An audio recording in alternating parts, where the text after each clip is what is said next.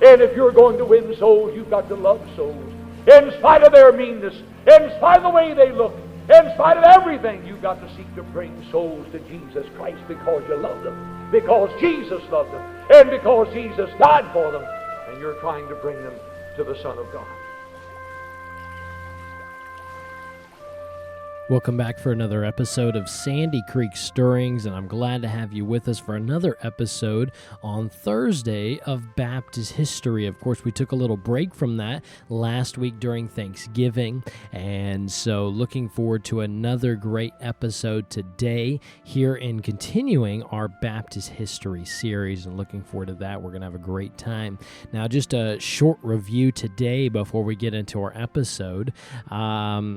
Don't forget, last week we talked about Obadiah Holmes and all that he went through and being beaten literally for his faith, beaten at the Boston whipping post. And you have struck me with roses, but I pray that God lay it not to your charge. I mean, what a phenomenal story. And of all the stories up to this point in Baptist history, up to this point, Obadiah Holmes has been my favorite story up to this point. Now, he's not my favorite character altogether. He's one of my top, and probably at the end of Baptist history, I'll give maybe my top 5 heroes of the Baptist faith, you might say, and Obadiah Holmes is definitely going to be in that top 5, but the distinction of the first actually belongs to another man, and we'll talk about him eventually. But we did talk about the story of Obadiah Holmes last week, and what a great testimony he had in standing up for his faith and doing something great for the cause of Christ. And so really, really just a great story. If you missed it or if you need a refresher, you can always go back and listen to that episode. I believe it was Baptist in the New World, Part 2. And so this week we're going to continue with Baptist in the New World, Part 3, and looking forward to another great episode today, and looking forward to another great man we're going to introduce you to. And before we do that, though, let me encourage you, if you are enjoying this podcast, hopefully you are. I mean, this is late into the episode, so I hope you are enjoying it. But if you are, let me encourage you to go, and you can always hit that subscribe or that follow button on whatever platform you listen to get notifications when we release new episodes. Of course, Tuesdays, Thursdays, and Fridays. And also follow us on Facebook. You'll get updates there and pictures posted and things of that sort, and updates for when we release interview episodes and things of that sort. So let me encourage you to do that. And don't forget, you can always send in a question for our Q&A by simply going to sandycreekstirrings.com and going to our contact page. Again, that's sandycreekstirrings.com. Click the contact button. You can fill out that form. It's safe and secure, and you can send in a question for our Q&A. And so let me encourage you to do that, and we can answer that here on one of the episodes. But for today, let's talk about the finish of that story that we left off last week. Last week, after the beating of Obadiah Holmes, we left off with a man who was looking on in the shadows, and he was paying attention to what was going on there in Boston. And I want to go ahead and introduce you today to that man. It's a man by the name of Henry Dunster.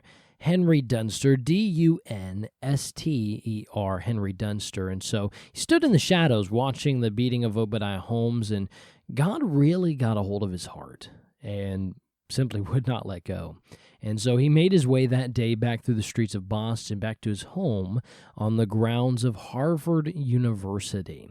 And so Henry Dunster was his name. Let me give you a little bit of information about him. Henry Dunster was born in England in 1609. He graduated from Cambridge University. He specialized in Oriental languages, and so he was known to be a scholar in Hebrew as well as Greek and Latin. And so he began his career not as an Oriental linguist, but as a Episcopalian priest. And he wanted though to be loosed from the strict confinements of England. He wanted to be free. And so as a single man, full of hope, he left for the New World and arrived to the colonies in 1640. Now, in 1636, I want to give you a little bit of history real quick. In 1636, Boston, this is before Henry Dunster had arrived, 1636, Boston set aside £400 for the establishment of a college in Cambridge. And so just outside of Boston was where Cambridge was, and this £400 that would serve for the establishment of a college would eventually become Harvard University. And so on the August of 27th of 1640, Dunster arrived. He wanted to just be a teacher, possibly, at this Harvard University, but instead he was asked to become the president of Harvard, the very first, I believe, president, and he accepted that. In 1640, he would fall in love with a lady with the name of Elizabeth Glover, and she had 5 children. Her husband had died on the voyage over from England. He was a printer by trade, and when Dunster married Elizabeth Glover, he inherited the family farm, he inherited the 5 children, and what the husband had brought with them across from the big pond, he inherited the very first printing press in the New World. Now, in all of our stories that we've talked about Baptist history, you cannot tell me that God is not working behind the scenes. Becoming proprietor of this printing press, Dunster began to put it in action, began having books printed, and documents as well, such as the Oath of a Freeman. We've talked about that before, the base Psalm book. And then there was one that would truly impact Dunster that began to be printed as really contraband. It was the Bloody Tenet of Persecution by, of course, Roger Williams. Remember, that was the book that Roger Williams wrote while in England, securing a charter for Rhode Island, to raise awareness to the cause of the Baptists, to give a defense of the freedom of religion. And so in this, though, Williams also exposed infant baptism. Now, as Dunster began printing these books and printing these things on the very first printing press in the New World, Dunster saw this book and began to re-examine his views on infant baptism versus Anabaptism, what you might say rebaptism, or the baptism of the Baptist, baptism of saved, born-again believers after their salvation. And so he was known, Dunster was, as a great preacher, a leader, stood strong in pulpits, but inside, he was unsure. His mind was clouded with doubt. When a man by the name of William Whittier, remember he was who Clark, Holmes, Crandall, Loyal John Hazel, they had all went to see, William Whittier, who would publicly renounce infant baptism, that came abroad and it stirred in Dunster's heart. And when Obadiah Holmes was beaten at the whipping post, the courage for which Obadiah Holmes had, he stood up for his beliefs, it really shell-shocked Dunster.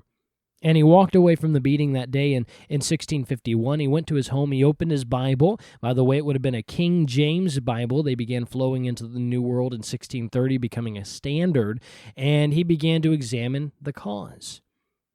After much examination, Henry Dunster realized his need for saving grace truly. At some point in time, got saved in 1653, and he would make his own public stand.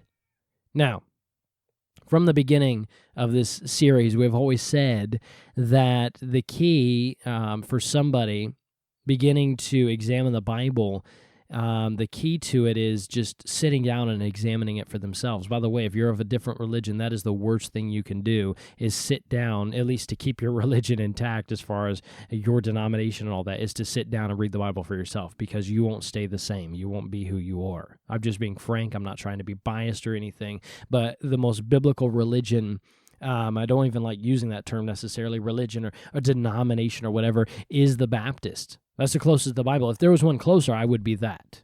But I'm not. I'm a Baptist because they base everything off of the Bible. At least a true Baptist does, and you can go back to the very beginning of our Baptist history series to learn more about that. And so, 1653, Dunster would make his own stand. He was still the president of Harvard, but he refused to have his 4th child baptized as an infant. Now, If you know anything about Boston during this time, this was as popular in Boston. One author put it this way: it was as popular in Boston as throwing needles in a balloon factory. And so he was removed from office as president of Harvard University. He was sued by the children of his now former deceased wife, Elizabeth. They took the house, they took the farm, they took everything but his liberty. And really, liberty that he now experienced in his conscience. And so Henry Dunster made a stand, and let's leave him in Boston. We're going to come back to him in just a minute, but let's leave him in Boston for a second, and I want to pull out and go back to Rhode Island. Now, while John Clark and Obadiah Holmes were in Boston, they were imprisoned, Rhode Island had put together a government. Before they had been beaten and all that, Rhode Island had put together a government similar to a republic, and similar. Okay, not completely, but very similar. And so this government was put together, and there was an elected governor of the Rhode Island colonies. There was Providence, Portsmouth, Newport, and others. And so while John Clark and Obadiah Holmes were sitting in prison in Boston, this governor that had been elected to be over the government of Rhode Island, it was really a friend by the name of William Coddington. He sailed to England. He heard of the confused Parliament, and he devised his own plan. In really a devilish betrayal, a Judas turn of events, he convinced Parliament to proclaim him the governor of Rhode Island for life, really turning this into a monarchy. And so, once again, the freedom of religion was threatened in Rhode Island, which was really the only place in the New World right now under a government jurisdiction that had religious freedom. And so, Clark and Williams were asked to go to England, John Clark, Roger Williams, to go to England and fight for religious freedom. This all happened in 1651. Of course, that would be the year where Obadiah Holmes was beaten. This is why. Remember how Obadiah Holmes had urged John Clark to go back to Newport, even though Obadiah Holmes was still in prison? It was because he needed to go back and fight for religious freedoms. And so, in 1652, Clark and William Wood, they did go to England. They secured a temporary charter. It reunited them under their old charter, but it was just temporary. And so Roger Williams returned to the colonies with the good news of a temporary charter, more of his books, and John Clark stayed to secure lasting religious freedom. For 11 years, he fought the courts of England to change their charter from a temporary one to a permanent one. And he thought it was a cause worth dying for, and he was right, because he eventually would win that battle. In 1663, Clark would finally return to Rhode Island with a permanent and established charter, the Rhode Island Compact. Part of it said this, quote, "No person within said colony at any time hereafter shall be otherwise molested, punished, disquieted, or called in question for any differences of opinion on the matters of religion." End quote. Of course, that guaranteed religious freedom under the compact within Rhode Island. And so the fight for religious freedom was paid for by the life and time of John Clark. And it cannot be, listen to me, it cannot be diminished in the importance of its history, not only for Baptists, but for America in general. Do you realize this set the very bedrock? This was the very cornerstone upon which the freedom of religion in America would be based. Without John Clark, in his 11 years of working and fighting the courts of England, there would be no freedom of religion in America. There would be none. You'll find where Thomas Jefferson and James Madison, the authors of some of the most important documents in American history ever, these men met together, and you can find in their writings where they refer back to, on the areas of religious freedom, they refer back to John Clark. They refer back to Roger Williams, because these men laid the very foundation. Did you hear that? The very foundation for religious freedom in America. And it is all indebted to a Baptist preacher who fought for 11 years a cause which he thought worth dying for, fighting for, and would eventually die while in the fight for this cause. John Clark would forged two of the most important documents to aid the beginnings of a fledgling nation just 100 years later. He was compensated for his travel to England, but he was never truly rewarded for the life spent fighting for the freedom of the Baptist, for the freedom of religion. And though earthly reward never came, John Clark, when he entered his glorious home above on April 20th of 1676, he died, passed away, went to heaven, there is no doubt that God smiled and with welcoming arms said, "Well done, thou good and faithful servant." Followed God, which would in turn, truly, it trickles down to you and I. You can thank a John Clark of old for your religious freedoms, because without him, would we have religious freedom? I don't know. But I know that God used John Clark at that point in time, fighting for 11 years to secure religious freedom. To this day, on the west face of the Capitol building of Providence, Rhode Island, you can see these words inscribed, and I quote, "That it is much on the hearts, if they may be permitted, to hold forth a lively experiment, that a most," listen to this, "that a most flourishing civil state may stand and best be maintained, and that among our English subjects with a full liberty in religious concernments." John Clark. You can find that, as I said, on the west face of the Capitol building of Providence, Rhode Island. You can Google it, and you can see an image of that there. And what a great stand John Clark made. And of course, he passed from the scene April 20th, 1676, having done a great work for God, planted several churches, and was doing something phenomenal with his life. God greatly used John Clark, and you can certainly be indebted to him, and you are indebted to him if you are a Baptist. Now, let's go back to Boston.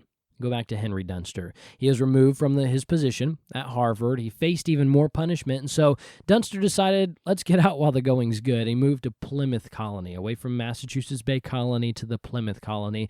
But in 1655, he returned to Boston, and he was there to visit an old acquaintance by the name of Thomas Gould. Gould, Thomas Gould. Now, Gould was a member of the Congregational Church, and like so many others, after careful Bible research, he realized the deceit of infant baptism. He didn't understand it all. He didn't get all the points. He wasn't able to completely break it down, but he began to realize there's something wrong here. And so Henry Dunster, just in the moving of God, went back to Boston, met with Thomas Gould, went and talked with him, and began talking with him about the matter, and influence through the message of Henry Dunster and the stand he took, it would impact Thomas Gould, for the rest of his life. At some point in their talks, Gould would embrace true biblical salvation and realize the cause of the Baptist. This was the impact Dunster would leave. One man, Thomas Gould. As far as we know, there is no other man reached by Henry Dunster. As far as we know from historical records, and I'm sure there's people who can go back in history and attribute some things to Henry Dunster, but as far as history would tell us, there was only one man impacted by Dunster, and that was Thomas Gould. But listen to me, it's not in vain. If I died having only touched one person, then let me tell you something. I pray that it would be somebody like Thomas Gould. Now, we'll tell some more of his story in a second, but let me tell you something. Don't get me wrong. One soul is worth every moment. One soul is worth a life. One soul is worth all the effort you put in. One soul is worth the time. One soul is worth going on deputation and going to a mission field and reaching just maybe one, just maybe a handful. I remember as missionaries, we went down to the French West Indies, a dark spiritual place, spiritually dark. Other than probably Quebec, Canada, it's probably the most spiritually dark place I've ever been to. Catholic for as long as we can remember. As far as we know, there has never been another gospel witness on the island to tell people the true gospel. Went there. We spent all that time on deputation, traveling and raising support, and then we went to Canada and we learned the French language, and then we moved there for 3.5 years. Almost everybody on the island received some form of the gospel, whether it be on their door or a vocal witness. Almost everybody received the gospel. I believe it was 3/4 of the island received the gospel, and you know how many got saved? I think it was maybe 6 or 7, at most 10. And you know what some people might say? What a waste. What a waste of time. What a waste. All that time, all that effort, all that money for what? 10 people? But oh, my friend, let me tell you something. One soul is worth it. I'm reminded of that song, because if just one more soul were to walk down the aisle, it would be worth every moment. It would be worth every trial. A lifetime of waiting is still worth it all if it rescues just one more soul. You say, Henry, was it worth it? Absolutely. For Henry Dunster, I guarantee you, when he would die 4 years later alone, all right, alone. Henry Dunster was alone. There was nobody with him. When he died alone, February 27th of 1659, and he went up to heaven, as he saw his Savior, you could say, Henry, was it worth it? I think he would tell you it's been worth every mile. It's been worth every trial. It's been worth every valley that we've been through. Yes, it was worth it, even if it was just one soul. So yes, Henry Dunster passed away February 27th of 1659, not without having left a lasting impact on a man by the name of Thomas Gould. Now, in 1655, and I know I'm giving you a lot of dates, but I want to try and bring it together. Normally, when I teach this in a church or something, a church setting, I'll have a PowerPoint, and I can put it all up on a map, and it's very easy to see, and it's different going through a podcast platform, and you can't really see what's going on, so I'm trying to give you dates to try and get everything clear in your mind. So just 4 years before Henry Dunster's death, he would be able to witness the fruit of what had happened in the life of Thomas Gould in 1655, because Thomas Gould refused to have his daughter, same as Dunster, he refused to have his daughter baptized, and he was summoned to court. For the next several years, Thomas Gould faced weekly and monthly debates to try and change him from his heresy, so-called, but to no avail. He was threatened with beatings. He spent time in prison. He was threatened with excommunication. There never came a public flogging for Gould, or even a banishment. Nobody really knows why. Perhaps, one author put it this way, perhaps the post-Obadiah Holmes community had become squeamish about public beatings. But we know for certain public punishment, persecution had not ended. For instance, in 1659, 2 Quakers returned to Boston after being banished. They were hung. You say like noose and gallows hung? Yes, noose and gallows hung. They were hung. Why? Because they were banished for their religious beliefs and they came back. Mary Dyer, she was a friend of Anne Hutchinson. She impacted, Hutchinson impacted John Clark. Mary Dyer, that friend, she returned to Boston and was hung. A lady, yes, hung in the streets of Boston, June 1st of 1660. Another was hung in 1661. Listen, persecution was still great, but for some reason, Gould wasn't forced to face the physical brutality of the Boston government that some others had. Nobody knows why, but the providential hand of God. But he would face the threatenings, the imprisonment, the loss of family time, and all those things. He would face those as he continued to make his stand. Now, leave Thomas Gould in Boston for a little bit, and let's talk about the Fourth Baptist Church in the New World. Now, we know that the First Baptist Church in the New World was that of John Clark, started in Newport, and then we have the second church started by Roger Williams in Providence Plantation, Rhode Island, and then we've got the Third Baptist Church in the New World started by John Clark in Portsmouth. Now, I want to talk to you real quick about the Fourth Baptist Church in the New World, and then we'll come back to Thomas Gould. The Fourth Baptist Church really belongs to a man by the name of John Miles. John Miles, he came to New England from Swansea, Wales. I guess that's how you pronounce it, Swansea. And Wales after much persecution under the reign of Charles II. And so he arrived in the New World, the New England area, in 1663 and moved to Rehoboth. Now, does that sound familiar? Rehoboth? It was right near, remember, where Obadiah Holmes had gone to start his glass factory after being really kicked out of the Boston area. And remember, John Clark had run a revival there, and Obadiah Holmes had gotten saved. This is where John Miles would move. He'd moved to Rehoboth, and there he started in Rehoboth, the Fourth Baptist Church in the New World. Now, here's what we have. The interesting thing about this is he was fined by the government of Rehoboth, and his small church decided, well, let's relocate. And they relocated to the very border of the Massachusetts Bay Colony's jurisdiction. They moved to Swansea, Massachusetts. Look it up on the map. And his church plant, though, was of great influence, because here's why. He planted the first Baptist church in the Massachusetts Bay Colony soil. Up to this time, the three other churches had been started outside of the colony's territory. This church was started on Massachusetts Bay Colony territory. And so it's the first Baptist church within the Massachusetts Bay Colony. Now, it wasn't the first Baptist church in Boston, though.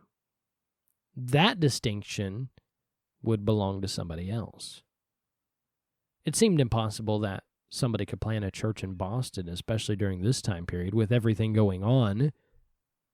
But the Boston Baptist Church, the very first one, would come much sooner than most people expected.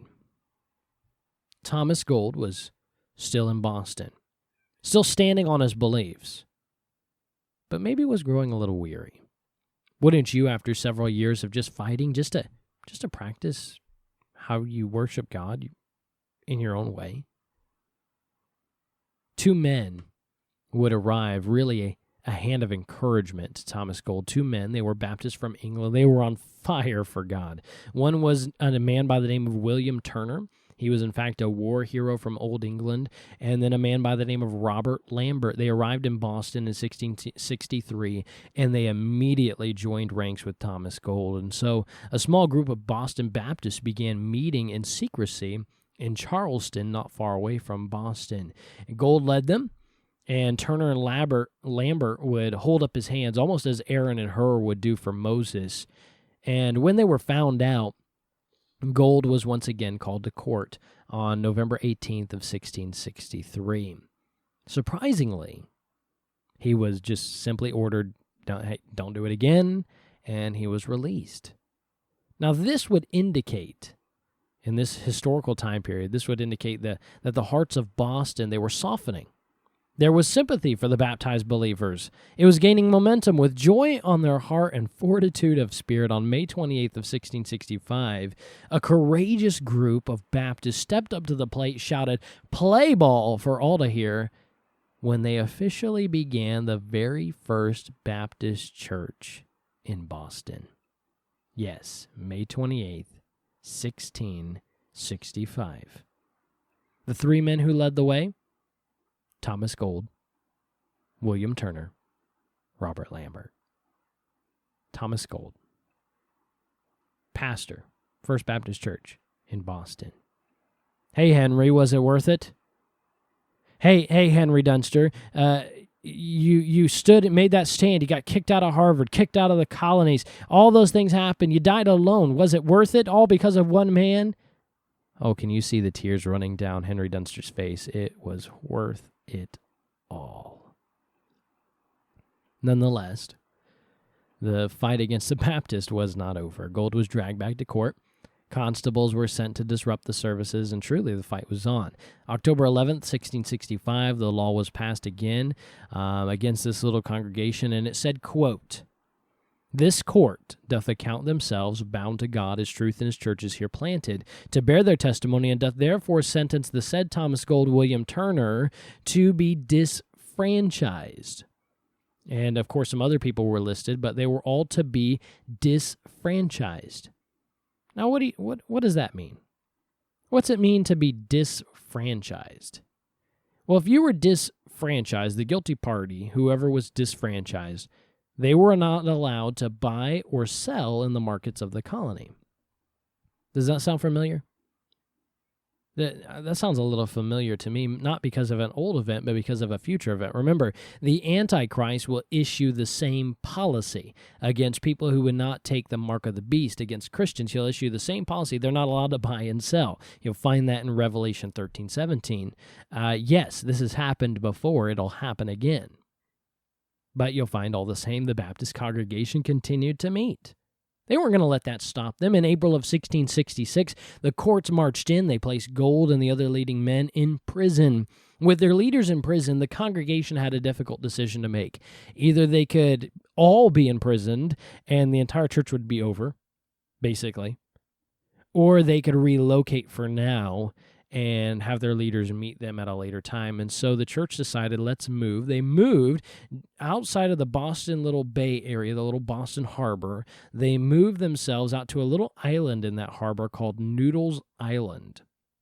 And because if they stayed in Charlestown, where they had met before, if they stayed in Boston, imprisonment would be for all. And so the leaders were brought from court to prison. The assistant court recommended banishment. But for some reason, the main court decided not to banish the leaders. They were simply fined and released. Nobody really knows why. Nobody really knows why. And this is where things came to a climax. Something referred to by some authors called the Great Baptist Debate came in 1668. Gould was once again arrested and brought before the court, and this time, though, Gould would be able to relay his beliefs to the people, to the public, to the court. He was able to talk for himself and actually kind of hold a debate. He was ecstatic. I mean, wouldn't you? For a time when finally they would actually listen and not just shout back at you and you not be able to respond. It was exciting until they got to court. There was really no debate at all. Finally, that day, 1668, in the year of 1668, the banishment was issued for these Baptist heroes. Get out, never return. To return would mean death. Yeah. All because of their faith. Now, while all this was going on, they were in prison again. They were going through this quote-unquote Great Baptist Debate. All the while, the Noodle Island Church, First Baptist Church in Boston, was holding church services. They were hearing great preaching from a man who encouraged them to stay strong. He had been there. He had done it. He knew what it was like to take a stand. He could show the stripes on his back as proof. The man who came and held down the pulpit for a time was Obadiah Holmes, a man who had been beaten in Boston, a man who understood what they were facing. And he stood and he held down the pulpit in Noodles Island for about 6 months. And Gould and Turner, William Turner, they made a daring escape and were able to escape to Noodles Island. And Thomas Gould would stay there. Obadiah Holmes would go back. He was now pastoring in Newport. When John Clark had died, he took over as a pastor. So Obadiah Holmes returned, and Thomas Gould would stay on Noodles Island. He preached the word of God loud and clear for years to anyone who would row across the water to hear him preach. And so, in fact, this move, it's an act of courage by Gould and his church. It sparked church plants to arise even more. People became inspired by this story. In 1671, John Clark's church it planted another church, the Sixth Baptist Church in America. And for the next 11 years, Boston and the Massachusetts Bay Colony did its best to stomp out small groups of Baptists that would arise all around it. And look at a map in places like Woburn and Concord and Cambridge and Newbury and Malden and Reading and let me pronounce this right, Billerica, I guess that's how you pronounce it, in response, okay, the governor fighting all these little Baptists arising. In response, he would bring the ducking stool or the dunking stool from England to use on the Baptists. It was simply a stool. They'd be placed by a river. They'd be dunked in and then brought up, dunked in and brought up, dunked in and brought up until they would renounce their faith. Eventually, if they didn't, typically they were just left in and drowned. And so he brought that there to fight the Baptists, and so it was working. They began their best to try and stomp out these Baptists, and they were having some success, but God would intervene. When the governor a very prominent government pastor as well. They both died around the same time. They were taken from earth to eternity. It opened up for a new government leaders to come in. And at that point, Thomas Gould would make the very last move of his life. He decided to move his family, and his church back to Boston from Noodles Island back to Boston in 1674. In the midst of this great fight for religious liberty in the heart of Boston, Thomas Gould, I call him the Fighting Baptist, he was called up to glory October 27th of 1675. Moved the church back to Boston and died just a year later. But let me tell you this, never fear, his cause was not in vain. God was still working. And there in heaven, Thomas Gould would reunite with Henry Dunster, John Clark, who had been in Boston ahead of them. God was still working. God was still doing a work. It's not over. Now, for today, our story is over, but we'll continue next week with the story of the Baptists in the New World, specifically looking at the fate of the First Baptist Church in Boston. Now, I've got something exciting for you today. We are going to be playing, as always, we're going to play a Christmas song for you as we end the day today, and I'm looking forward to this. So let me tell you the CD and where you can get it real quick, and then we'll play that song for you. This is a CD that you can purchase at nvpublications.org. Of course, NV stands for North Valley. That's, again, nvpublications.org, and I use this music with permission from them. It's a CD entitled "O Holy Night," and it's piano solos by Caleb Galvin. Of course, when I first went to Golden State, my first only semester there at Golden State, Caleb Galvin was there.